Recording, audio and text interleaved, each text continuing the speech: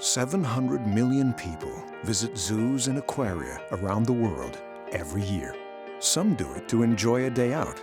Others to show their young children creatures that they've only ever caught sight of in picture books.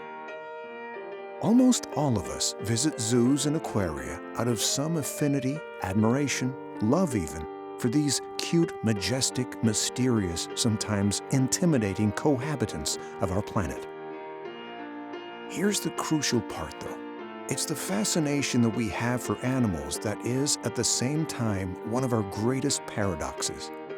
For no matter how much we profess to love them, describing animals to our kids, wearing them on our t-shirts, and emblazoning them on our screensavers and bedroom walls, that love isn't reflected in the way we live our daily lives. We've all heard of endangered species. We've all seen news items on the devastating effect habitat loss, disruption to the food chain, or rising global temperatures is having on the animal kingdom. What we fail to see is our role in it all. Becoming aware of the scientific facts, however, and the connections between human behavior and the demise of species is frighteningly apparent. And this is where the role of every zoo and aquarium on the planet comes into play, a new, far more active role. Sure, zoos and aquaria have already begun redefining themselves as conservation organizations, rather than the spectacles they were always known as. And it's time for them to venture even further. Genuinely leveraging the vast number of people that frequent their grounds, capitalizing on the emotional engagement they elicit, and becoming vital educators of the human race. Joining the dots for every single visitor between an animal they particularly admire and the ordinary day-to-day behavior they can change in order to save it. In the process, becoming advocates for the broader issue of climate action. So that every one of those 700 million visitors not only leaves a reaffirmed animal lover, but an advocate for a different way of life. Someone who believes in taking climate action, however small, because it's so inextricably linked to animal conservation. Who doesn't ever want zoos and aquaria to become museums, and sees themselves as both a fundamental barrier to this happening and a powerhouse for change. Ultimately, someone who has an informed understanding that with each species threatened by human activity on the planet, we are threatening our very own existence, coming incrementally closer to our own demise. Because it's never just their environment that's being destroyed, their habitat being lost, or their ultimate extinction. It's also ours. So, what are we going to do about it?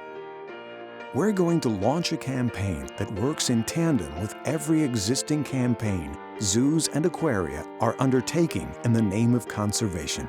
It will see the vast network of zoos and aquaria around the world for what it can be, a highly effective media channel capable of touching the lives of the millions that walk through its doors.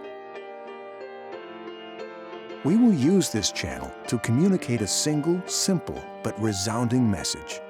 It's our story. Making it simple for people to understand the link between their daily behavior, the impact this has on the planet, the consequence for the animals they love, and in turn, the ultimate consequence for us all. Our campaign will have its own recurring symbol.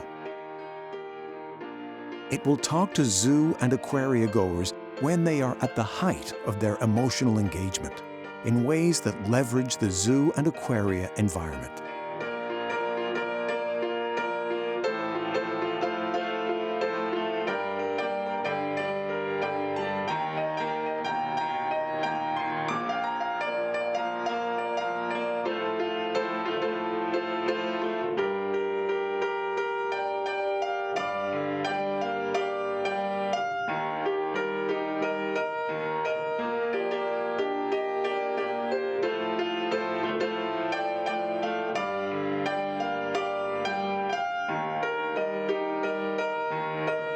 and hopefully have a resonance that reaches far beyond the couple of hours people spend roaming the grounds, influencing the way they live their daily lives, because it will leave them with a clear and inspiring call to action. Help us to write a better ending. Hi, I'm Madeline. Thank you for the opportunity to present this idea. Collectively, a small investment from you will get the message out to 700 million zoo and aquarium visitors in 2015. Come and see me at the poster presentation to express your interest or to have a chat. Thank you very much.